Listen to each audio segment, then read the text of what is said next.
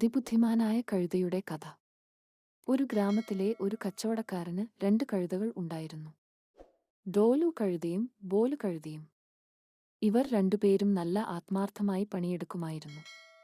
ഒരു ദിവസം ഇവർ തമ്മിൽ ഒരു തർക്കമുണ്ടായി.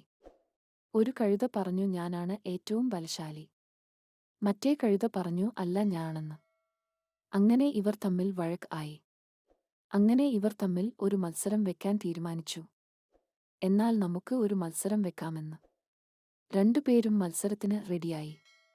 ഒരു ചാക്ക് നിറയെ സാധനങ്ങൾ രണ്ടുപേരുടെയും പുറത്തുവച്ച്. അതും ചുമന്ന് ആദ്യം ലക്ഷ്യസ്ഥാനത്ത് എത്തുന്നവരാണ് വിജയി.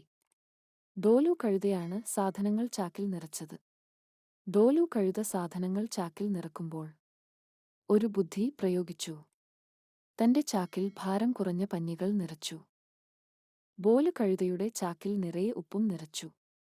അങ്ങനെ ഇവർ മത്സരം തുടങ്ങി. ബോലു കഴുതയ്ക്ക് ചാക്കിൽ നിറയെ ഉപ്പ് ആയതുകൊണ്ട് പതിയെ ഓടാനേ കഴിഞ്ഞുള്ളൂ. എന്നാൽ ഡോളു കഴുത ഭാരം കുറഞ്ഞ പഞ്ഞിയുമായി വേഗത്തിൽ ഓടി. അതാ പെട്ടെന്ന് മഴ പെയ്തു. ഡോലു കഴുതയുടെ പഞ്ഞി എല്ലാം നനഞ്ഞ് ഭയങ്കര ഭാരമായി.